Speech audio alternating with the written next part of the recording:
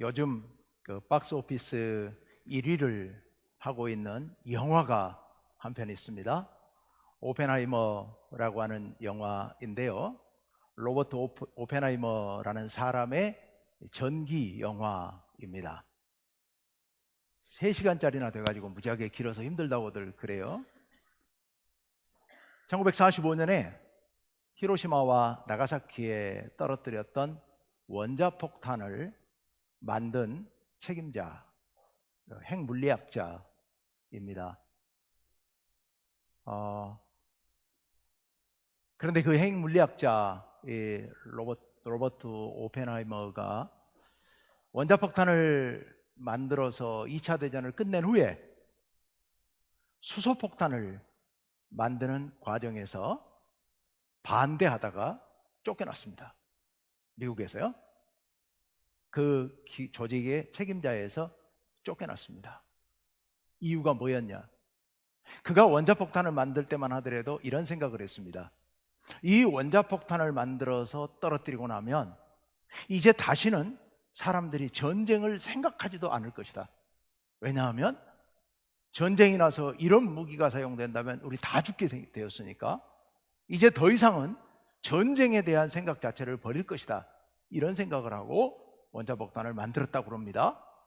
그런데 만들어서 떨어뜨리고 나니까 강대국들이 더 경쟁적으로 혈안이 되어가지고서 더 무서운 폭탄을 만들 길이 없겠느냐. 그래서 수소폭탄을 만들자고 하는 겁니다.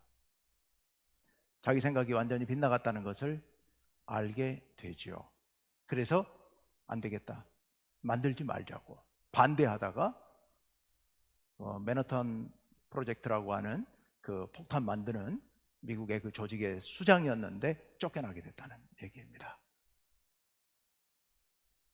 다이너마이트를 만들었던 노벨 잘 아시지 않습니까? 대대로 광산업자들이었는데 광산에 바위를 깨뜨려서 광물질을 캐내는데 다이너마이트를 사용하는데 액체 다이너마이트를 사용하니까 이게 자꾸 사고가 나는 겁니다. 다이너마이트 만드는 공장을 운영하고 있었는데 공장에서 이게 폭발돼 가지고 동생이 죽습니다.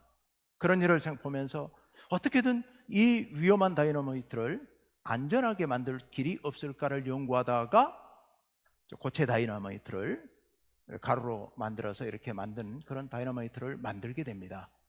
그래서 그걸로 가지고 엄청난 돈을 벌게 되고 유럽 최고의 갑부 집안이 되지요. 그런데 그 다이너마이트가 사람을 죽이는 살상 무기로 사용될 수 있다는 걸 알고서 그래서 자기의 사제를 다툴어서 노벨 평화상을 제정하게 되고 노벨상을 만들게 되죠. 그 상금의 재원을 국가에 기부해서 그래서 그런 일을 하게 됩니다. 여러분, 원자폭탄을 만들었을 때 그 오펜하이머 이 폭탄을 한 번만 사용하고 더 이상은 이제는 인류의 전쟁이 종식되기를 바라는 마음을 갖고 있었지만 그렇게 되지 않았습니다. 다이너마이트를 만들 때 안전한 폭약을 만들어서 이걸 좋은 목적에 쓰려고 광산에서 광부들이 다치지 않고 안전하게 채굴할 수 있도록 그렇게 하려고 만들었는데 이게 사람을 죽이는 대량 살상하는 무기로 사용이 되게 된 겁니다. 그렇죠. 우리가 살아가면서 우리 인생에서 아주 유용한 도구들이 아주 악한 목적에 사용되는 일들은 우리 일상에서도 수도 없이 보지 않습니까? 날카로운 칼이 외과 의사의 손에 들려지면 죽어가는 생명을 수술을 통해 살려내는 데 사용되지만 이 날카로운 칼이 강도의 손에 들려지게 되면 생명을 살상하는 무서운 무기로 바뀌게 됩니다. 불도 그렇고 물도 그렇고 이 모든 것들이 어떻게 사용하느냐에 따라서 좋은 도구가 될 수도 있고 굉장히 위험한 도구로 사용될 수도 있습니다. 그 존재가 아니면 그 사용 가치가 어떤 것이냐 하는 게 중요한 게 아니라 그것을 어떤 사람이 어떤 목적에 사용할 것인가, 이게 중요한 거죠.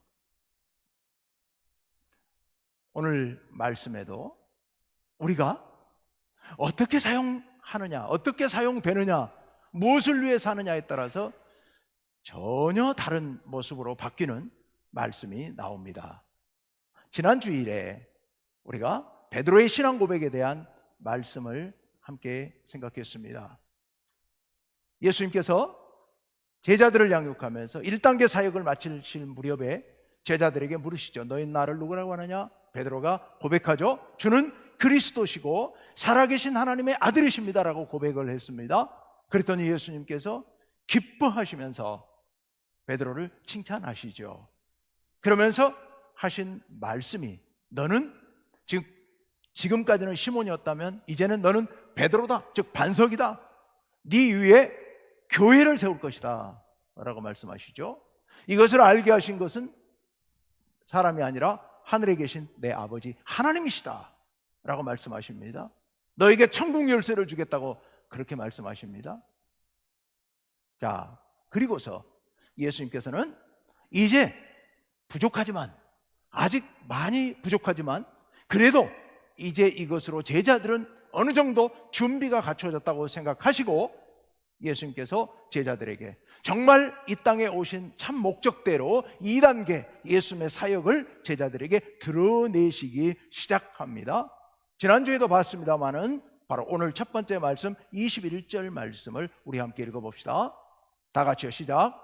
이때로부터 예수 그리스도께서 자기가 예루살렘에 올라가 장로들과 대제사장들과 서기관들에게 많은 고난을 받고 죽임을 당하고 제3일에 살아나야 할 것을 제자들에게 비로소 나타내시니. 아멘. 예수님께서 비로소 당신의 앞으로 사역 계획을 발표하십니다. 4가지 말씀을 하시죠. 첫째는 예루살렘에 올라가신다는 말씀, 두 번째는 많은 고난을 당하실 거라는 거, 세 번째로는 죽임을 당할 거라는 거, 그리고 네 번째로는 다시 살아나실 것. 이 4가지를 말씀을 하시죠.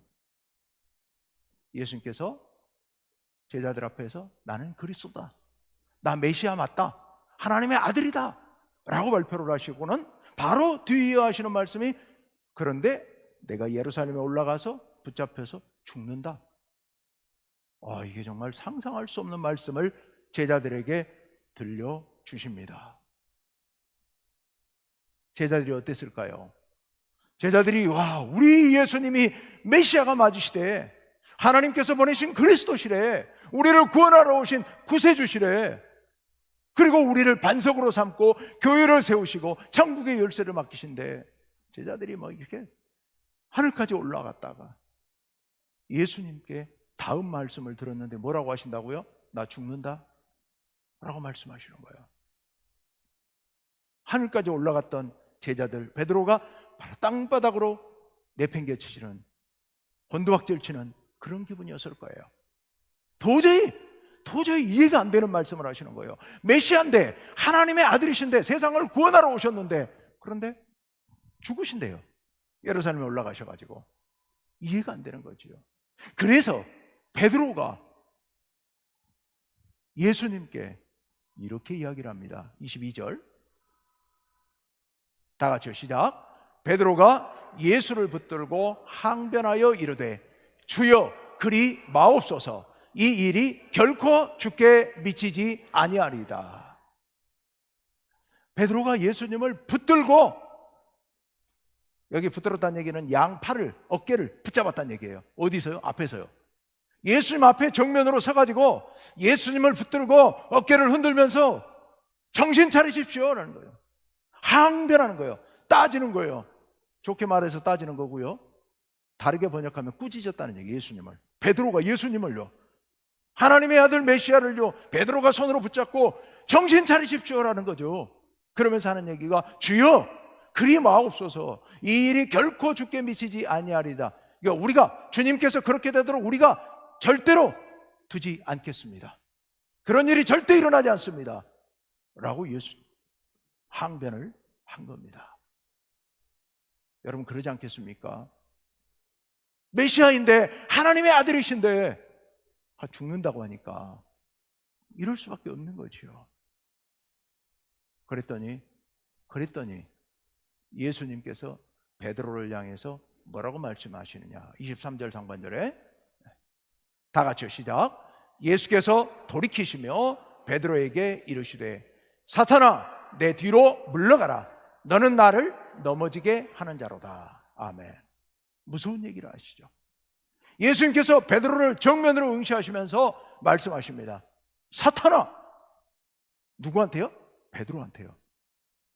베드로한테 사탄이라고 말씀하세요. 방금 전에 뭐라고 말씀하셨어요? 이를 알게 하신 것은 혈육이 아니라 하늘에 계신 내 아버지시다. 하늘에 계신 아버지가 너에게 내가 그리스도라는 것을 깨닫게 해주셨다라고 지금 말씀하셨거든요. 그리고 방금 바로 뒤돌아서서 하나님 예수님께서 하시는 말씀이 이 사탄아 내 뒤로 물러가라. 도대체 베드로가 뭐예요? 하나님의 지혜를 얻어서 예수가 누구인지를 깨달은 사람이었는데 금세 사탄이 된 거예요. 이 사탄아 내 뒤로 물러가라. 너는 나를 넘어지게 하는 자로다. 여기 넘어지게 하는 자다라는 말을 이렇게 번역을 해놨습니다만은 다른 말로 표현하면 걸림돌, 걸려 넘어지게 하는 돌, 걸려 넘어지게 하는 돌. 예수님을 걸려 넘어지게 만드는 돌이다 너는. 근데 베드로가 돌 맞잖아요. 지난주에 베드로를 예수님이 뭐라고 그랬어요? 너는 베드로다. 너는 반석이다. 반석이 뭐예요? 돌이죠. 넓게 깔린 돌이잖아요. 그리고 네 위에 교회를 세울 것이다. 반석 위에 교회를 세운다. 돌은 돌인데 지난주에는 바로 앞에는 교회를 세울 만한 흔들리지 않는 든든한 반석이라는 돌이었는데 지금은 예수님이 뭐라고 그래요? 너는 내 발이 걸려 넘어지게 만드는 돌멩이다. 걸림돌이다. 아니 어떻게 이렇게 급변할 수가 있을까요? 방금 전까지는 교회를 단단히 세울 수 있는 터전 반석이었는데 이제는 갑자기 걸림돌이 된 거예요. 예수님의 발이 걸려 넘어지게 만드는 걸림돌. 그리고 사탄이 돼버린 거예요. 이게 예수님 말씀인 거예요. 예수님 말씀. 여러분 무서운 일이죠. 무서운 일입니다. 예수님께 믿음을 고백했던 예수님의 첫 번째 제자, 가장 중요한 제자, 수제자 베드로가 방금 전에 예수님으로부터 교회의 기초가 될 수 있는 반석이라는 말씀을 들었는데 금세 뒤돌아서서 바로 뒤이어서 걸림돌로 전락해버리는 이런 사태가 벌어진다는 겁니다. 여러분 베드로만 그러겠습니까? 우리들도 마찬가지입니다. 우리들도요 반석이 될 수도 있고요 걸려 넘어지게 만드는 걸림돌이 될 수도 있습니다. 어쩌다가 이렇게 될까요? 어떻게 하면 베드로가 금방까지 반석이었는데 걸림돌로 전락해버리고 말았을까요? 왜 이렇게 되는 겁니까? 바로 뒤를 이어서 23절 하반절 말씀에 답이 나옵니다. 다 같이요 시작. 내가 하나님의 일을 생각하지 아니하고 도리어 사람의 일을 생각하는도다. 아멘. 이게 답입니다. 베드로가 하나님의 일을 생각했어야 되는데 하나님의 일이 아니라 사람의 일을 생각한 겁니다. 하나님의 일을 생각했다면 그는 여전히 반석이었을 겁니다. 여전히 하나님께서 그를 깨닫게 하시는 그런 종이었을 겁니다. 그런데 그가 하나님의 일이 아니라 사람의 일을 생각하는 순간 그런 반석에서 걸림돌로 전락하게 되고 하나님께서 깨닫게 하셨던 종이 아니라 사탄이 되어버리는 이런 무서운 일이 벌어지게 되는 겁니다. 하나님의 일을 생각했어야 되는데 사람의 일을 생각한 거예요. 여러분 우리는 사람이잖아요. 우리 인간이잖아요. 그러니까 우리는 인간적인 일을 생각할 수밖에 없습니다. 베드로 인간이잖아요. 예수님의 제자지만 여전히 인간이에요. 인간이기 때문에 인간의 일을 생각할 수밖에 없습니다. 그래서 그가 무슨 생각을 한 겁니까? 아니 하나님의 아들 메시아 그리스도가 대제사장들에게 붙잡혀서 죽는다고? 그게 말이 되는 얘기야? 예수님 정신이 있는 거야? 예, 이럴 수 있는 겁니까? 예수님께 그렇게 항변할 수밖에 없었던 거예요. 사람의 일을 생각할 수밖에 없는 거예요. 여러분 베드로가 예수님께 뭐라고 고백했습니까? 주는 그리스도십니다. 그리스도 메시아 구세주, 우리를 구원하러 오신 분. 그런데 입으로는 메시아 그리스도라고 고백하면서도 베드로는 사람의 일을 생각하고 있었던 겁니다. 당시 유대인들 메시아를 고대하고 또 고대하고 있었습니다. 간절히, 너무도 간절하게, 너무도 절박하게 메시아를 기다리고 있었습니다. 왜? 어떤 마음으로 메시아를 기다리고 있었을까요? 로마의 압제를 받으면서 숨 쉴 수 없는 그런 어려움을 당하면서 고난 속에 있었습니다. 그래서 해방되기를 간절히 사모하고 있었습니다. 메시아가 와서 로마를 물리치고 우리를 구원해 주기를 바라고 있었습니다. 왜냐하면 그들이 생각하기에, 그들이 인간적으로 생각하기에 그들의 삶에 있어서 가장 큰 장애물은, 그들의 행복한 삶을 가로막는 가장 큰 장애물은 로마였거든요. 그 로마를 물리쳐 주실 분이 바로 메시아실 것이다, 메시아가 와서 그렇게 해주실 것이다 라고 생각했던 겁니다.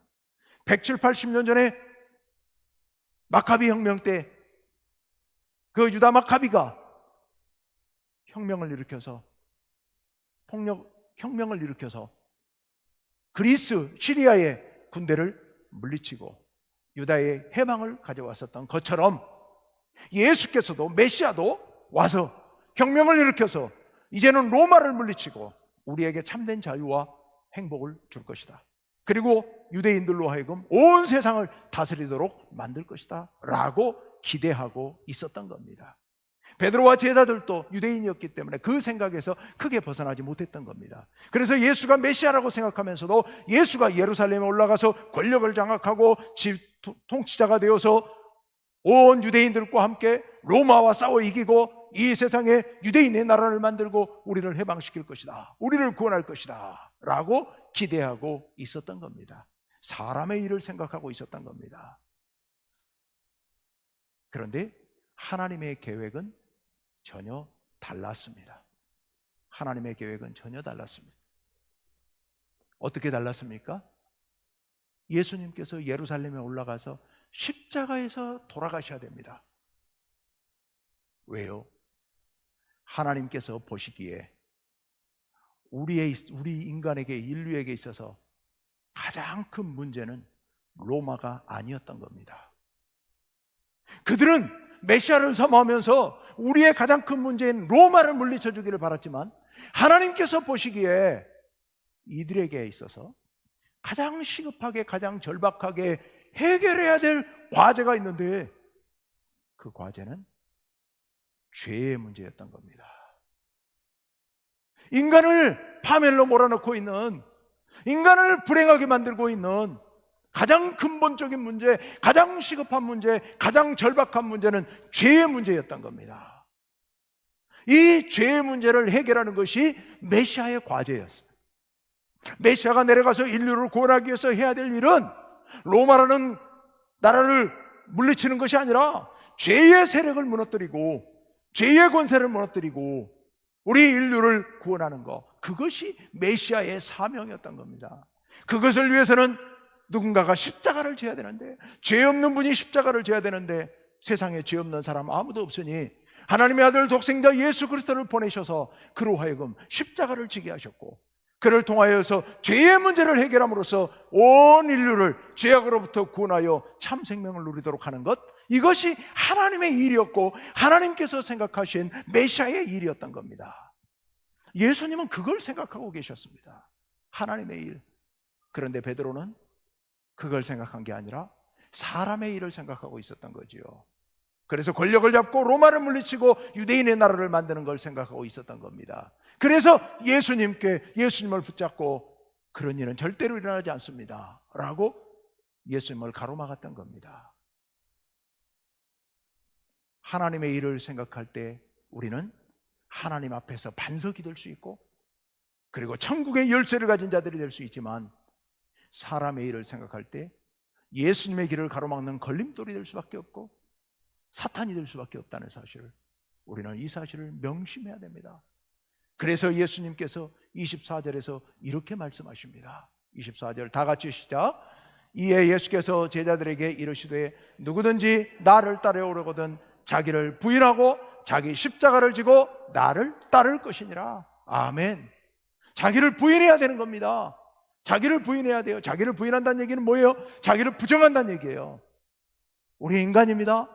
우리 속에 인간적인 생각들이 가득 차 있습니다. 인간적인 감정, 인간적인 욕심, 인간적인 소망, 여러 가지 것들로 우리 속에 인간적인 것들로 가득 차 있습니다. 이것을 비워내지 않으면 주님의 뒤를 따를 수가 없습니다. 이것을 비워내야 됩니다. 이게 자기를 부인하는 거예요.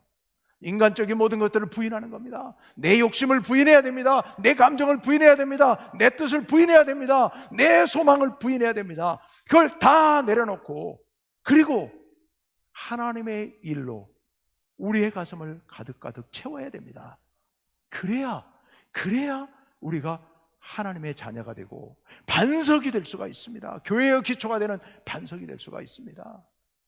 우리가 교회 안에서 신앙생활하면서도 많은 문제들이 일어나게 되죠. 서로 갈등도 생기고 분열도 생기고 감정적인 서운함도 생기고 여러 문제들이 생깁니다. 왜 그렇습니까? 나를 부인하지 못하기 때문에요. 자기를 부인하지 못하기 때문에 이런 문제가 생기는 겁니다. 우리는 예수님 앞에서 끊임없이 나를 부인해야 됩니다. 나를 부인하고 나를 내려놓고, 그리고 하나님의 뜻으로, 하나님의 마음으로 우리 가슴을 가득가득 채워야 됩니다. 여러분, 여러분의 이 가슴 안에, 여러분의 이 생각 안에 뭐가 들어 계십니까? 뭐를 담고 계십니까? 오늘 교회 오시면서 여러분 무슨 생각을 담고 오셨습니까? 여러분의 가슴에 피어오르는 그 감정은 어떤 감정입니까? 다 인간적인 것들 아닙니까? 이것들로 가지고는 예수님의 걸림돌밖에 되지 않는다는 사실을 여러분 명심해야 됩니다. 우리가 주님 앞에 나와 예배드리는 것은 이것을 비워내기 위함입니다. 하나씩 다 비워서 우리를 부인해야 됩니다. 다 비워내고, 그리고 이제는 예수님의 십자가를 짊어지고 예수님의 뒤를 따라서 예수님처럼 살아가야 합니다. 하나님 뜻을 위하여, 하나님 나라를 위하여 그렇게 나아갈 때 우리가 진정한 반석이 되고 하나님의 자녀가 될 줄로 믿습니다. 그래서 25절 말씀에 이렇게 말씀하십니다. 다 함께 시작. 누구든지 제 목숨을 구원하고자 하면 잃을 것이요 누구든지 나를 위하여 제 목숨을 잃으면 찾으리라. 아멘. 제 목숨을 구원하고자 한다는 얘기는, 첫째 줄에 제 목숨을 구원한다는 얘기는 나를 부인하지 않는다는 얘기입니다. 내 목숨을 소중하게 지킨다는 얘기입니다. 내 노력으로 내가 살아보려고, 내 목숨을 내가 지키려고 노력하는 것을 얘기합니다. 그러면 결국 잃습니다. 뭘 잃어요?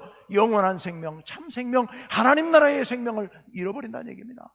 하지만 누구든지 나를 위하여, 예수님을 위하여, 하나님을 위하여 제 목숨을 잃으면, 즉 내 삶을 부인하고 내 속에 있는 인간적인 것들을 다 비워내고, 그리고 주님의 뒤를 따르게 되면, 그러면 찾으리라. 무엇을 찾는단 말씀일까요? 하나님께서 우리에게 허락해 주시는 참 생명, 영원한 생명, 하나님 나라의 생명을 찾는다는 말씀입니다. 이 땅의 이 어지러운 세상 가운데서 우리가 나 자신을 부인하고 다 비워내고 예수 그리스도의 뜻으로 우리의 가슴을 채우게 되면, 그러면 이 땅에 참 생명을 이루게 되는 놀라운 역사를 이룬다는 그런 약속의 말씀입니다. 여러분, 제가 교회, 저도 한 성도로서 또 목회자로서 제 앞서가는 선배들, 우리 한국교회 존경받는 많은 목사님들, 많은 선배 신앙인들이 잘 나가다가 마지막에 넘어지는 경우들을 수도 없이 많이 봤습니다. 왜 그럴까? 왜 그럴까요? 답은 간단합니다. 그들의 마음 가운데 사람의 일을 담는 순간, 그가 어떤 위대한 일을 했을지라도 그는 반석에서 걸림돌로 전락해버리고 마는 겁니다. 누구도 안심할 수 없습니다. 저도 안심할 수 없습니다. 제 속에 사람의 일을 품는 순간 저도 교회의 걸림돌이 되고 만다는 사실을 제가 잊지 않아야 됩니다. 평생 저 잊지 않고 싶습니다. 될지 모르겠습니다. 여러분들이 기도해 주시고 저도 애쓰면서 제 속에 사람의 생각을 담지 않으려고 애쓸 겁니다. 여러분도 마찬가지입니다. 그 누구도 방심해서는 안 됩니다. 여러분의 마음에 사람의 일을 품는 순간 예수님을 걸려 넘어지게 만드는 걸림돌이 될 수밖에 없다는 사실을 우리는 명심 또 명심해야 됩니다. 주님의 마음을 품고 나아갑시다. 그래서 진정한 반석이 되시기를 간절히 바랍니다. 우리 충무교회 온 성도님들은 단 한 사람도 예수님의 걸림돌이 아니라 교회의 반석이 되는 그런 은혜를 누리시기를 간절히 바랍니다. 우리 함께 이 마음을 품어서 내가 주님의 마음을 품고 하나님의 마음을 품고 나아가 반석이 되기를 소망하는 마음으로 우리 함께 찬양 한 곡 같이 부릅시다.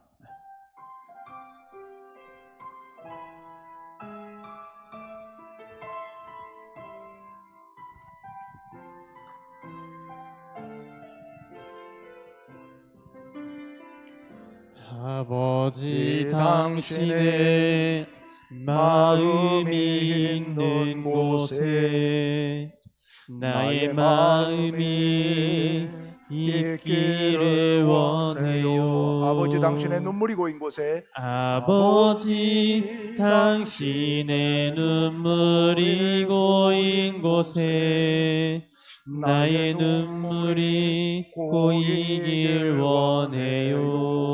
아버지 당신이 바라보는 영혼에게 아버지 당신이 바라보는 영혼에게 나의 두 눈이 향하길 원해요. 아버지 당신이 울고 있는 어두운 땅에 나의 두 발이 향하길 원해요. 나의 마음이 아버지의 마음 알아. 내 모든 뜻 아버지의 뜻이 될 수 있기를 나의 온몸이 아버지의 마음 알아. 내 모든 삶 당신의 삶 되기를. 나의 마음이 아버지 마음 알아. 나의 마음이 아버지의 마음 알아. 내 모든 뜻 아버지의 뜻이 될 수 있기를. 나의 온몸이 아버지의 마음 알아. 내 모든 삶 당신의 삶 되기를. 아멘. 이 시간 우리 이 마음으로 하나님께 기도하기를 원합니다. 하나님 앞에 주님, 사람의 일을 마음에 품지 말게 하옵소서. 주님의 일을, 아버지의 일을, 하나님의 일을 마음에 품기를 원합니다. 하나님께서 뜻하시는 뜻을 마음에 품고 하나님께서 바라보시는 곳을 나도 바라보며 하나님께서 울고 있는 어두운 땅에 내 두 발이 향하여 그곳에서 하나님의 일을 이루게 하여 주옵소서. 그래서 교회의 걸림돌이 아니라 주님의 걸림돌이 아니라 교회의 반석이 되는 우리들 되게 하여 주옵소서. 평생토록 하나님 나라에 이를 때까지 마음에 사람의 일을 품지 말게 하시고 하나님의 뜻을 품게 하여 주옵소서. 우리 이 시간 간절한 마음으로 1분 동안 소리내어서 간절하게 함께 기도하겠습니다. 아버지 하나님, 이 시간